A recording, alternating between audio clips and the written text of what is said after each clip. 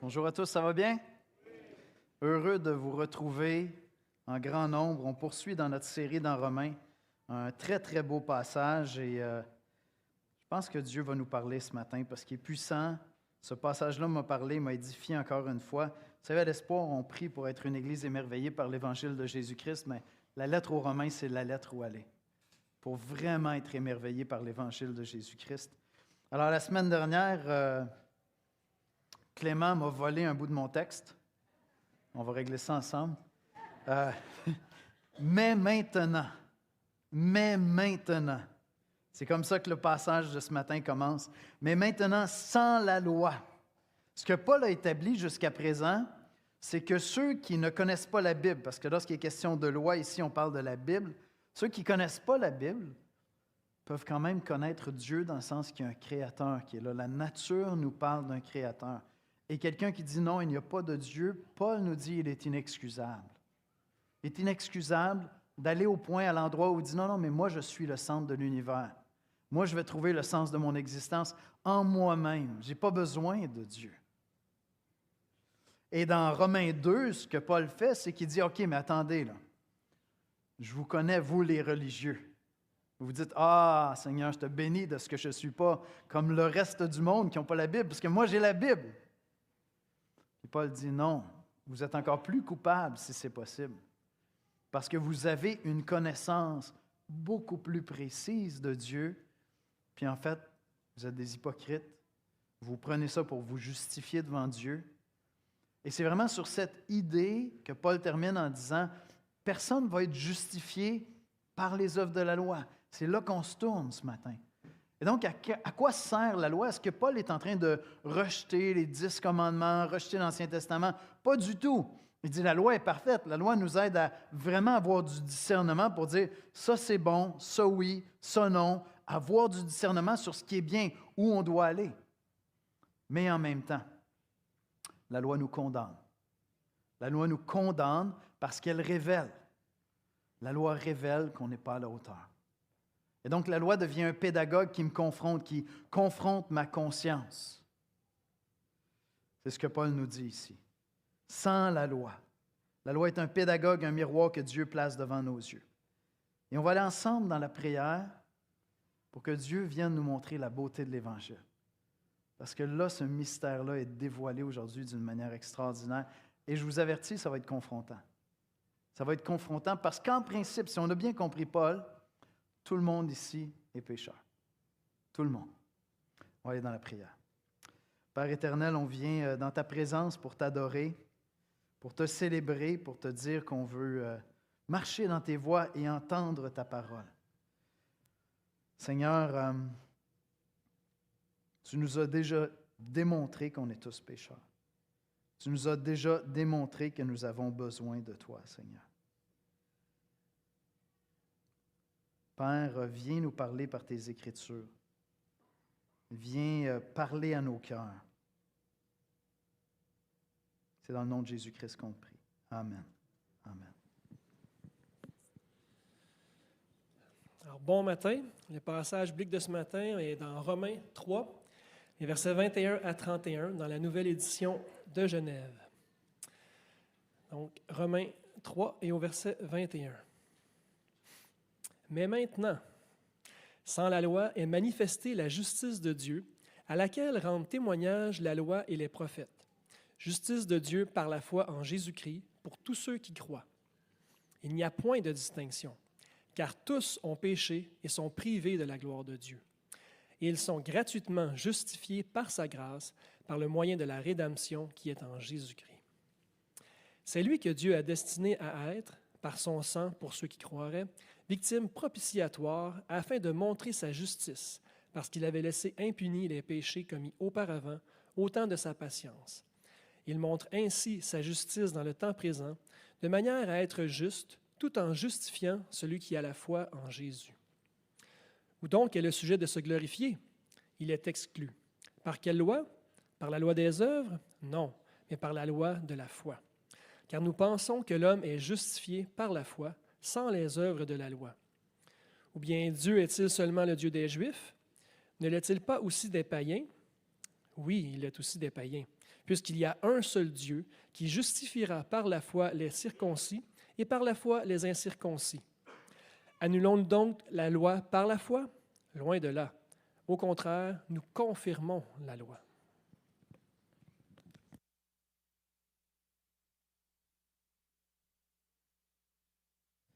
Car tous ont péché et sont privés de la gloire de Dieu. Quel passage incroyable, incroyable. Cette semaine, j'étais en train de laver les toilettes chez moi. J'ai eu une mauvaise surprise en levant le couvercle des toilettes. J'avais été un peu négligent dernièrement. Puis j'étais en train de méditer sur ce passage-là, littéralement, au moment où j'étais en train de nettoyer les toilettes, que je fais une mauvaise découverte. Je tombe sur ce passage-là, car tous ont péché et sont privés de la gloire de Dieu. Et puis j'ai pensé à vous.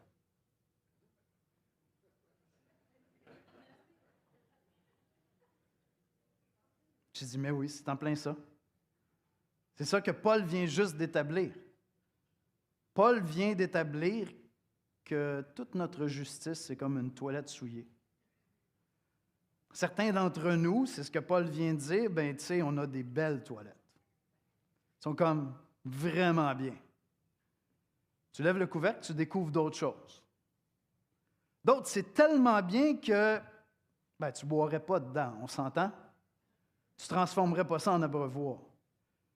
D'autres, ben, ça vous est déjà arrivé d'avoir, tu sais, comme très envie, vous êtes sur la route, vous arrêtez dans une toilette publique, vous ouvrez la porte, puis wow! Vous n'avez plus envie, vous êtes bon pour 2 heures. Ça vous est déjà arrivé?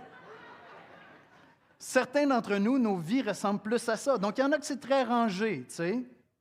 Tu t'installerais là avec un petit journal, confortable pour 2 heures. D'autres, tu te sauves en courant. Nos vies sont n'importe comment. Mais dans tous les cas, tous ont péché et sont privés de la gloire de Dieu. Jamais tu pourras te faire croire que ce bol de toilette est en fait un abreuvoir. Ça ne passera pas. Gardez ça en tête. Gardez ça en tête. Ce matin, on va voir ensemble que la gloire est perdue, la justice vient de Dieu et tout se reçoit par la foi. La gloire est perdue, la justice vient de Dieu et tout se reçoit par la foi.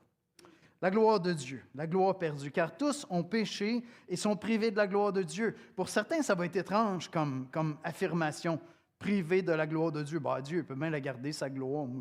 Qu'est-ce que tu veux que je fasse de la gloire de Dieu? J'ai ma gloire, il y a la sienne. Bon, tant mieux pour lui, tu sais. On ne comprend pas qu'est-ce que ça veut dire. Et en fait, il y a beaucoup ici. Paul ne parle pas simplement d'une espèce d'échec moral devant Dieu. Pour comprendre de quoi il est question ici, il faut retourner à la création de l'humanité. À l'origine de toute chose, Dieu nous a créés à son image. L'être humain a été créé à l'image de Dieu, hommes et femmes à l'image de Dieu pour refléter sa gloire. Donc, on a été créé à sa ressemblance pour faire le bien, pour vraiment gérer, même prendre soin de la terre d'une manière qui le glorifie, pour avoir des interactions ensemble qui parlent de Dieu juste dans notre manière d'agir. Tu te dis, waouh! Et ce que Paul est en train de dire ici, tous ont été privés de la gloire de Dieu. Ça veut dire que dans notre nature, à quelque part, il y a quelque chose de brisé qui fait qu'on n'arrive pas à vivre selon notre vocation. Une voiture sur une route, ça va. Une voiture avec des pneus d'hiver au Québec, ça va. Une voiture au milieu du fleuve en été, ça ne marche pas. Ce n'est pas sa vocation. Car tous ont péché et sont privés de la gloire de Dieu. Dans notre vocation, dans notre nature profonde, nous n'arrivons plus à assumer, à vivre vraiment selon ce qu'on est appelé à faire. Glorifier Dieu dans tout ce qu'on est, dans toute notre être. Premièrement, une dimension vocationnelle ou créationnelle. Deuxième élément, perdre la gloire de Dieu, être privé de la gloire de Dieu, c'est relationnel. Parce que Dieu est saint, parce que Dieu est juste, parce que Dieu est bon, parce que Dieu est parfait et parce que Dieu ne tolère pas la présence du péché. Et donc, être privé de la gloire de Dieu, c'est être privé d'un accès à Dieu. C'est d'être privé d'être près de Dieu. Là, c'est autre chose. Ce n'est pas simplement, il y a sa gloire, j'ai la mienne. Non, c'est que tu n'as plus accès à Dieu. Et tu peux te faire croire que tu as accès à Dieu, mais Dieu te dit non. Parce que tu m'es insupportable. Pensez à ma bolle de toilette. Ce n'est pas un joli abreuvoir, mon ami. Troisièmement, il y a une dimension, terme théologique, eschatologique, qui parle de la fin des temps. Ultimement, le destin de l'humanité, c'est de passer l'éternité avec Dieu. C'est ça notre appel. On a été créés pour être dans la présence de Dieu, de notre vivant ici sur terre et dans l'éternité, nouveaux cieux, nouvelle terre. Être privé de la gloire de Dieu, c'est qu'à la fin, ma destinée, ce n'est pas d'aller dans la présence de Dieu. Non, je suis éternellement privé de la gloire de Dieu, de la présence glorieuse de Dieu. Et donc, lorsque Paul nous dit que tous ont péché et sont privés de la gloire de Dieu, c'est que par nature, je n'arrive pas à être vraiment ce que je devrais être. Je vais chercher à être toutes sortes d'autres choses, mais je ne serai pas en mesure de refléter Dieu. Ça veut dire que ma relation avec Dieu n'est pas disponible réellement. Bien sûr, je peux crier à l'aide. Bien sûr, Dieu fait grâce. Bien sûr, Dieu répond à toutes sortes de prières. Mais une véritable communion avec Dieu, comme un bon repas avec un ami, non, ce n'est pas disponible. Et enfin, troisièmement, tu es privé de cette gloire éternelle, d'être avec Dieu, réuni avec lui pour l'éternité. Et Cranfield a dit comme ceci, la gloire de Dieu, c'est l'approbation et la présence de Dieu que l'humanité a perdue à cause du péché. Et ce qu'il y a de ridicule, Paul souligne un peu, encore une fois, la folie humaine. Il va dire au verset 27, « Où donc est le sujet de se glorifier? Il est exclu. Par quelle loi? Par la loi des œuvres. » Paul est ironique ici en disant, « Ceux qui ont perdu la gloire de Dieu cherchent maintenant à se glorifier. » Si vous vous rappelez du chapitre 1, c'est ça, on cherche une gloire dans autre chose que Dieu. Et ceux qui sont religieux, ça va être dans leur performance. Ils essaient de négocier avec Dieu. Seigneur, je ne suis pas à la hauteur, je ne suis pas à la hauteur de ta gloire, je ne suis pas parfait comme toi. OK, Seigneur, je ne suis pas parfait comme toi, mais je suis quelqu'un de bien quand même. Regarde tout ce que je fais. Tu sais, quand même, il y a quelque chose à considérer. Ce n'est pas tout acheté aux toilettes. Il y a quelque chose de bon dans tout ça.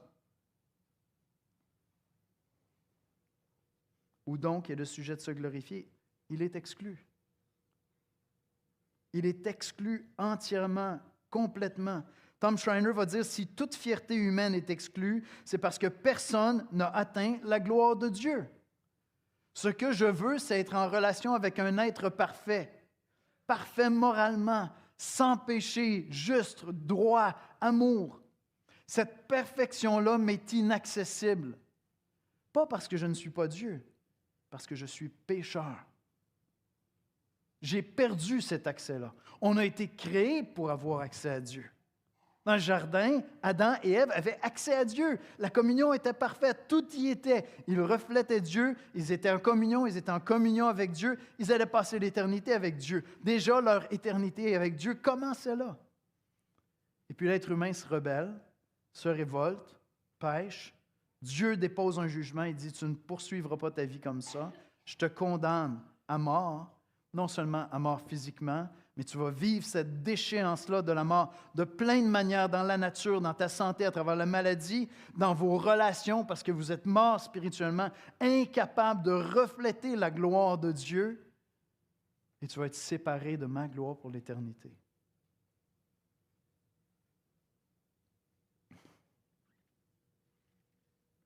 Nous sommes tous des toilettes souillées. Désolé, ça m'est venu en méditant sur le passage. Et comme je vous dis, il y en a qui brillent, il y en a qui sont belles. Ça a l'air qu'il y en a même en or, j'en ai jamais vu. Mais même en or, je ne boirais pas dedans.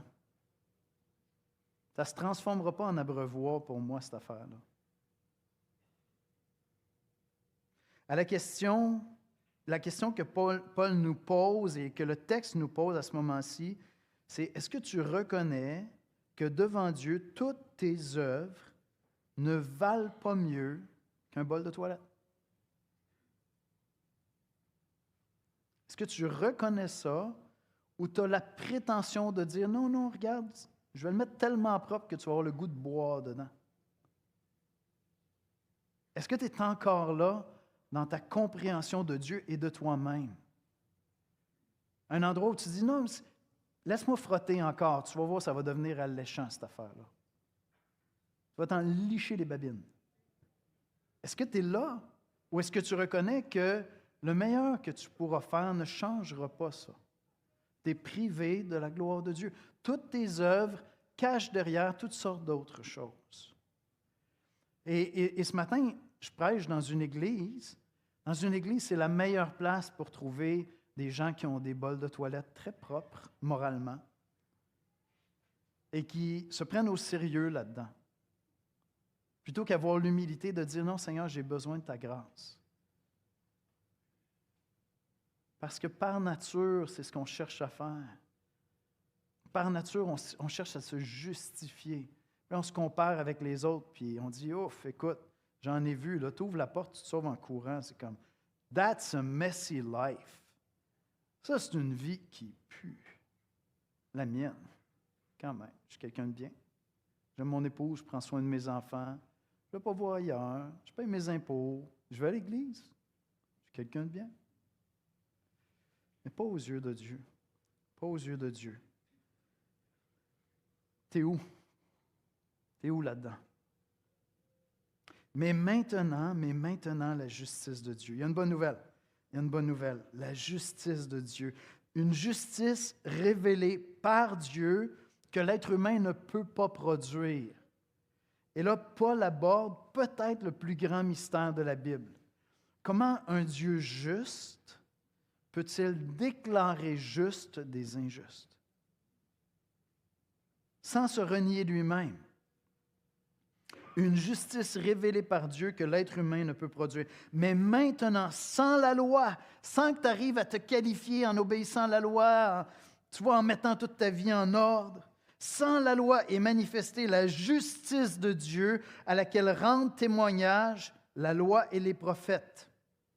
Cette justice-là ne viendra pas de la loi. Ce n'est pas par tes performances que tu vas te qualifier pour que Dieu dise « Je t'ai examiné, Yannick, je te connais et ta vie est juste. » Non, j'ai renoncé à ça. Mais Paul va plus loin, il dit « L'Évangile, la bonne nouvelle de Jésus-Christ, n'est pas en conflit avec la loi de l'Ancien Testament. » Toute la loi dans l'Ancien Testament, les 10 commandements, toutes les règles qu'il y avait pour le peuple juif, tout ce que les prophètes annonçaient, ne vient pas en opposition. Au contraire, Jésus, en mourant sur la croix, est la résolution, est l'accomplissement de la loi. Parce que la loi, comme je l'ai dit tout à l'heure, non seulement nous aide à avoir du discernement, elle est encore bonne pour les chrétiens. Je vais lire les Écritures tous les jours. Je veux connaître la loi de Dieu parce qu'elle aiguise mon jugement. Mais en même temps, si j'essayais de me qualifier en disant « moi, j'obéis parfaitement à la loi » me condamne. La loi me condamne. Et c'est en Jésus-Christ que se trouve la solution. La justice ne vient pas de la performance, ne contredit pas l'Ancien Testament. Au contraire, elle accomplit ce que la loi et les prophètes annonçaient. Et ce que Paul dit, il dit que c'est une justice qui passe par la rédemption. On aime les films qui ont une histoire de rédemption. Où à la fin, là, celui qui est tordu, qui est tout croche, va quelque part faire du bien pour racheter une situation. On est moins familier avec le terme, mais pourtant, c'est là dans plein de concepts qu'on utilise constamment. Ils sont gratuitement justifiés par sa grâce, gratuitement déclarés justes. C'est un cadeau par le moyen de la rédemption qui est en Jésus-Christ. Comment un Dieu juste peut-il te déclarer, toi et moi, nous déclarer, nous des injustes, juste devant lui? C'est par le moyen de la rédemption. La rédemption, c'est quand quelqu'un paie le prix pour te sortir d'une situation dont tu ne pouvais te sortir toi-même. C'est ça une rédemption. Quand quelqu'un paie le prix pour te sortir d'une situation dont tu ne pouvais pas te sortir toi-même. Dans la Bible, être racheté, ce n'est pas être excusé. C'est pas « Ah, c'est beau, on oublie ça ». C'est pas ça dans la Bible. Être racheté, c'est être libéré parce qu'un autre a payé pour toi. Il y a quelqu'un qui a payé à ta place.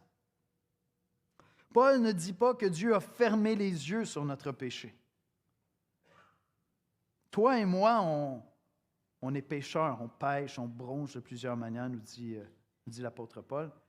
Il peut nous arriver de fermer nos yeux sur les péchés d'autres personnes parce qu'après tout, on se regarde et on se dit « Écoute, qui suis-je pour lancer la première pierre? » Mais Dieu dit Qui suis-je pour lancer la première pierre?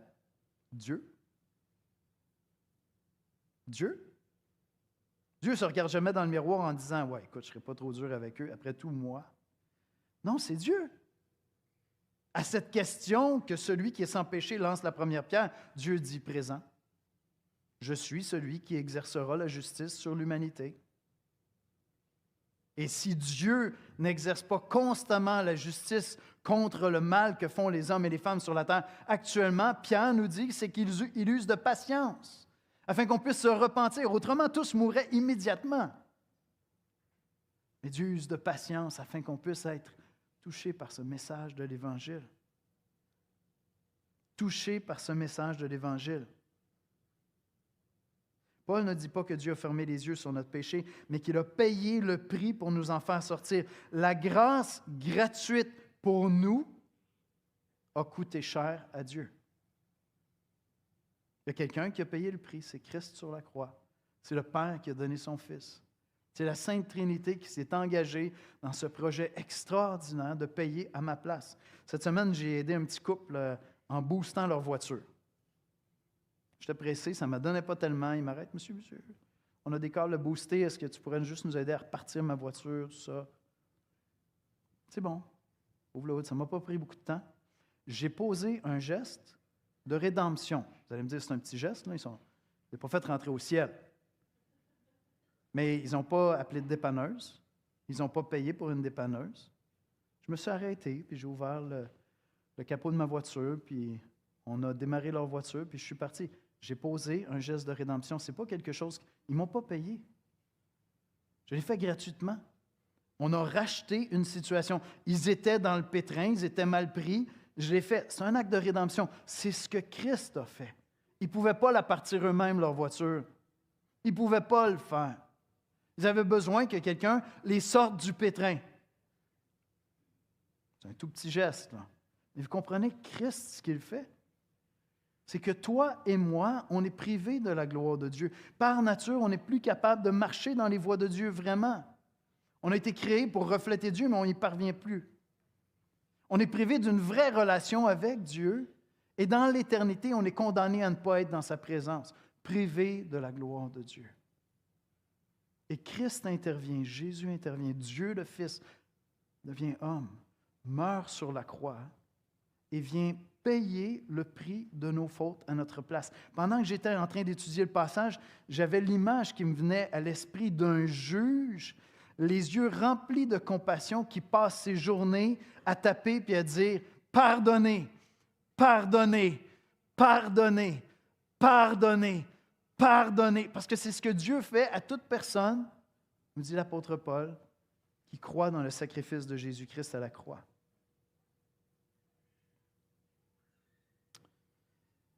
Et Paul va utiliser une autre expression qui est parlante, qui nous aide à comprendre. Une justice démontrée par la propitiation, des termes ce matin, là. Donc, versets 25-26, c'est lui que Dieu a destiné par son sang pour ceux qui croiraient, à être par son sang pour ceux qui croiraient, victime propitiatoire, afin de montrer sa justice, parce qu'il avait laissé impunis les péchés commis auparavant, au temps de sa patience. Il montre ainsi sa justice dans le temps présent, de manière à être juste tout en justifiant celui qui a la foi en Jésus. Dans l'Ancien Testament, on offrait des sacrifices. Dans l'Ancien Testament, dans le tabernacle, dans le temple, on offrait des sacrifices. Ces sacrifices-là ne sauvaient personne. C'était symbolique, c'était aussi un festin, c'était une occasion de célébrer la grâce de Dieu, mais il représentait quelque chose. Et dans le lieu très saint, il y avait l'Arche de l'Alliance. Le couvercle de l'Arche de l'Alliance est ce propitiatoire où, une fois par année, le souverain sacrificateur venait verser. Vous allez me dire, c'est gore ton affaire ce matin. Pensez à la croix, c'est rien à côté de la croix. Venait verser du sang sur le couvercle de l'Arche de l'Alliance pour symboliser le fait que quelqu'un d'autre a payé pour les péchés du peuple. Tout ceci n'avait aucun effet en lui-même. Dieu a laissé impuni, c'est ça qu'il nous dit, parce que ceci annonçait qu'un jour viendrait où une véritable victime propitiatoire s'offrirait pour les péchés des hommes, pour tous ceux qui croiraient en lui. Jésus-Christ, mort sur la croix. Amen. Mort sur la croix pour tes péchés et les miens si tu crois.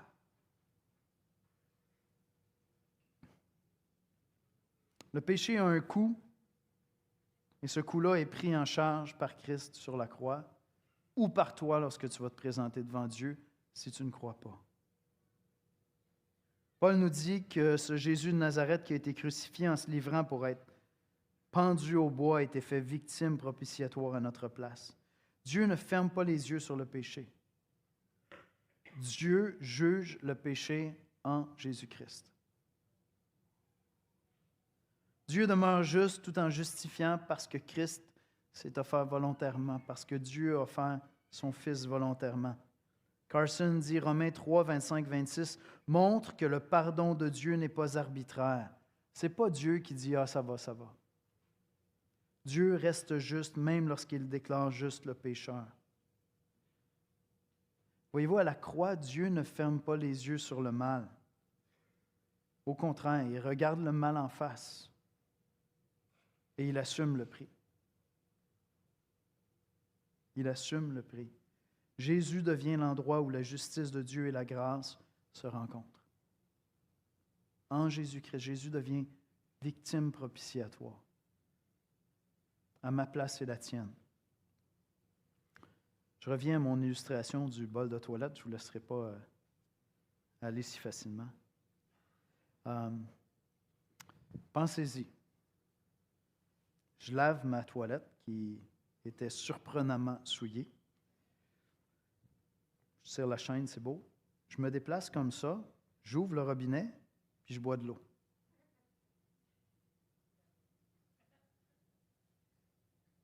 C'est la même eau? Pas exactement la même, mais qu'est-ce qui fait que je tire ça, je ne boirai jamais ça, je me tasse ici, j'ouvre ça, puis je bois de l'eau. Paul nous dit, c'est quoi qui se passe entre les deux? Jésus. Vous comprenez que c'est une image, là? Pas Jésus qui opère les centrales à Longueuil. Mais l'image parle.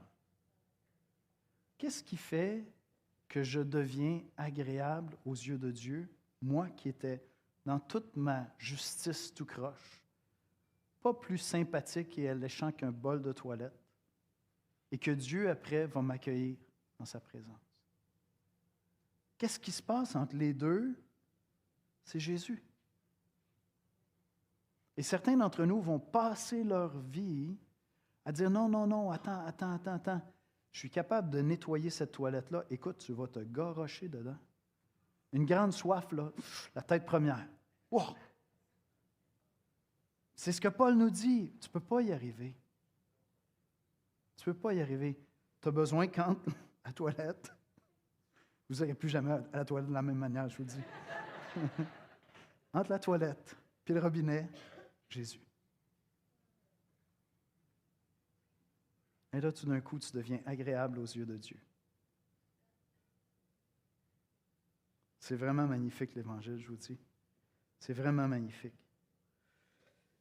Et puis honnêtement, je suis encore dans ma salle de toilette, ça prend de la foi quand même. Quand tu penses par où passe l'eau qu'on boit, ça prend quand même de la foi. Là. Tu dis, j'espère qu'ils font bien leur job cette semaine. Est-ce que moi, je veux boire ça? Là?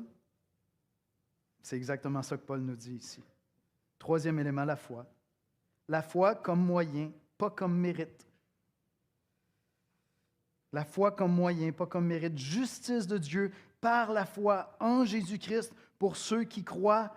Il n'y a point de distinction. Ce n'est pas une œuvre, ce n'est pas moi qui vais me qualifier, ce n'est pas une performance spirituelle, c'est une réception. Je choisis de croire dans le sacrifice de Jésus à la croix. J'ai l'humilité de reconnaître que même quand je fais une bonne journée, c'est encore ordinaire comparativement à Dieu. J'ai l'humilité de reconnaître que je ne reflète pas vraiment Dieu au quotidien. J'ai l'humilité de reconnaître que si Dieu est parfait, comme la Bible nous dit qu'il est parfait, ce n'est pas possible que j'ai accès à lui vraiment. Je reconnais que si moi j'étais Dieu, je n'aurais peut-être pas le goût de passer l'éternité avec moi. je suis privé de la gloire de Dieu. Je suis privé de la gloire de Dieu. Et j'accepte par la foi que Jésus-Christ m'a racheté en mourant sur la croix, qu'il a été victime propitiatoire pour moi. La foi exclut la loi, car nous pensons que l'homme est justifié par la foi sans les œuvres de la loi. Sans les œuvres de la loi. La foi n'est pas anti-obéissance, la foi est anti-auto-justification. Est-ce que vous avez suivi ça? Paul va développer ça, ça va venir. Là. Il y en a qui vont dire, OK, mais par la foi, on peut faire n'importe quoi. On s'en fout de la balle de toilette. Non, ce n'est pas ça. La foi n'est pas anti-obéissance, elle est anti-auto-justification. Le christianisme ne commence pas par « fais mieux », mais il commence par « reçois ». C'est vraiment une bonne nouvelle. C'est vraiment une bonne nouvelle. C'est une nouvelle incroyable. On est habitué d'être dans des rapports de transactions constamment. Et elles sont nécessaires. Je veux dire, tu veux avoir un emploi. Tu veux que le CV soit à la hauteur. Tu veux avoir l'emploi. Tu veux garder ton emploi. Tu veux avoir des promotions. Tu dois performer pour avoir ça. Tu dis, écoute, moi, je suis seul. J'aimerais ça me marier un jour. Je vais me prendre en main un peu. J'aimerais ça attirer un peu l'attention. Tu sais, quand même, quelque chose. Tu sais. Tu veux garder des amitiés. Tu vas travailler pour les garder, tes amitiés. Puis Dieu vient, puis il dit, tu n'as rien à faire, aucune performance. Puis je t'adopte dans ma famille. C'est l'histoire de ma conversion. C'est l'histoire de ma conversion. Je me sentais reject dans ma vie personnelle, dans ma famille, à l'école. J'avais développé toutes sortes de comportements délinquants pour ne plus l'être, mais j'étais juste en train de compenser avec le fait que j'avais juste honte d'être moi-même. Et j'avais l'impression d'aller d'échec en échec en échec. Jusqu'au jour où j'ai abdiqué et par la foi, j'ai dit, Seigneur, j'ai besoin de toi. Et là, à ce moment-là, Dieu me dit, tu ne t'es pas amélioré d'une goutte depuis tantôt. Mais je t'adopte. Tu fais partie de ma famille maintenant. Tu n'as rien fait de mieux. Tu vas être un long projet, Yannick. Beaucoup de travail pour faire quelque chose avec toi, je te le dis. Là. Ça ne change rien. Je t'adopte dans ma famille. Mes enfants, c'est mes héritiers. Tu es un de mes héritiers maintenant. Et quand j'ai commencé à aller à l'église, au moment de ma conversion, les chrétiens, c'est ça que je sentais. Je fais partie d'une nouvelle famille. Ça a changé mon comportement complètement. J'étais accepté, j'étais aimé par Dieu, par la famille de Dieu. Je me suis épanoui dans ça. Pas que l'Église est parfaite, mais une fois que l'Église réalise qu'on est tous des bols de toilette souillés, ça change tout. Hey, je réalise la grâce de Dieu envers moi.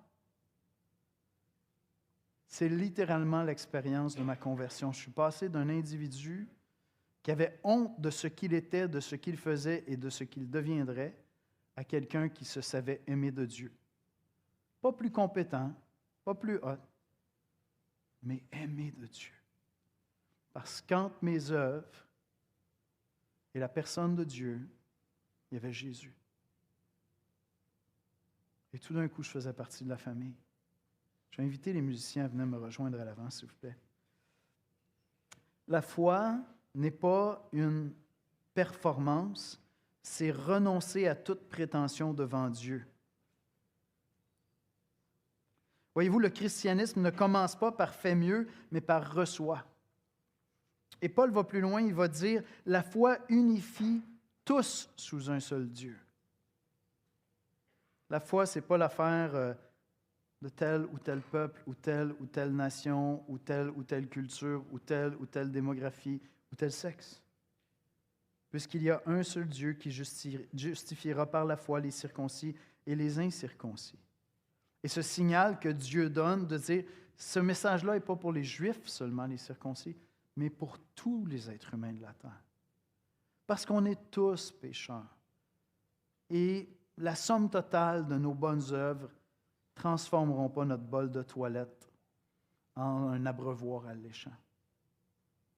Pour que je passe d'ici à là, puis que j'ai envie de boire, ça prend Jésus.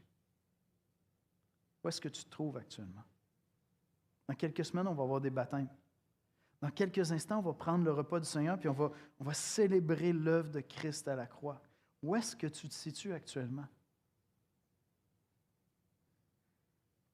Est-ce que tu essaies encore de te justifier, puis Dieu est un beau concept, tu aimes bien venir à l'Église, les gens sont gentils, on nous parle d'un Dieu, tout ça, mais toi, tu es où? Qu'est-ce que tu offres à Dieu? Ce matin, ce que je te dis, c'est arrête de lui offrir. Ouvre les mains, pas pour lui offrir ce que tu as comme performance à donner ou dire « Non, mais quand même, je suis quelqu'un de bien, arrête Yannick, là. Ma vie n'est pas si tout croche que ça. » Si tu savais, quand Dieu regarde ta vie, à quel point elle l'est. Tu peux te bercer d'illusions autant que tu veux, mais on parle de Dieu ici, là. Si c'était moi qui te jugeais, écoute, je ne suis pas tellement hot à mes yeux, ça passerait. On parle de Dieu. Arrête d'offrir. Garde les mains ouvertes et reçois. Reçois la grâce de Dieu. Accepte qu'il a fallu que quelqu'un d'autre paie le prix à ta place. Il a fallu qu'un sang soit versé pour qu'un Dieu juste puisse te déclarer, toi, un injuste, justifié devant Dieu. Et fais le pas de foi ce matin. Fais le pas de foi de dire, Seigneur, je veux cette grâce-là. Je veux cette grâce-là. J'accepte, Seigneur, que c'est seulement par grâce. Et si à quelque part dans ta vie chrétienne, tu t'es détourné de cette vérité-là, ta vie chrétienne est misérable. Parce qu'on revient là tous les jours. Autrement, on est des petits religieux, les amis. On finit la journée, on regarde en arrière, on dit « Pas pire, je vais bien dormir. » J'espère que ce n'est pas pour ça que tu dors bien. Tu devrais bien dormir parce que tu dis « Jésus m'aime. Jésus m'aime. Il est mort sur la croix pour mes péchés. » Puis je commence la journée, puis je dis « Ça va peut-être être une toffe, peut-être que je vais me décevoir moi-même, mais tu sais quoi? Jésus m'aime, j'appartiens à la famille de Dieu. » Et si tu ne vis pas dans cette joie-là quotidiennement, c'est que l'Évangile ne fait pas partie de ton quotidien. Tu ne reviens pas assez souvent à l'Évangile. Tu vas chercher ailleurs des choses qui vont être un moteur pour toi. Je sais que ce n'est pas un pep talk standard ce matin, là. Hey, à l'église, à l'Espoir, ils nous ont dit qu'on était des bols de toilette. Je comprends. Mais vous comprenez l'image? C'est tellement reposant de savoir que je n'ai pas besoin, moi, de me transformer et accepter la grâce de Dieu. Ce matin, pendant qu'on va prendre le repas du Seigneur, Pasteur Basile va nous conduire. Disposez vos cœurs à apprécier l'Évangile de Jésus-Christ. Et si tu n'as pas encore répondu à cet appel-là, je t'enjoins ce matin, je t'invite. C'est vraiment une vie extraordinaire faire partie de la famille de Dieu. Acceptez cette grâce-là. Seigneur Jésus, on vient dans ta présence pour t'adorer, pour te célébrer, parce que tu es magnifique, tu es merveilleux, tu es difficile à concevoir dans ta bonté, ta justice, ta sainteté. Et Seigneur, c'est un brisement pour nous de reconnaître que même si on essaie de bien faire, même si on essaie d'être des gens bien, à la fin de la journée, devant toi, notre vie ne vaut pas grand-chose, Seigneur, parce que notre vie est remplie de mensonges, est remplie de fourberies, d'égoïsme, Seigneur. Jamais rien de beau comme toi. Et pourtant, tu nous as créés, nous dit la parole, de peu inférieur à Dieu en gloire, parce que tu nous as créés à ton image. Il y a cet appel à la noblesse en nous, parce que tu nous as créés à ton image. Mais nous sommes perdus, Seigneur, brisés, incapables de véritablement refléter la personne de Dieu. Seigneur, on veut le confesser, le reconnaître ce matin. On vient dans ta présence, humblement, se préparant pour prendre le repas du Seigneur, en reconnaissant que toi seul, tu es Dieu. Et que toi seul pouvais concevoir un projet de salut, de sauvetage, une mission de sauvetage, de rédemption aussi magnifique que l'Évangile. Personne d'autre pouvait concevoir un projet qui comportait autant d'amour et d'abnégation, Seigneur. Seigneur, on veut te célébrer dans nos cœurs ce matin. C'est en Jésus qu'on te prie. Amen.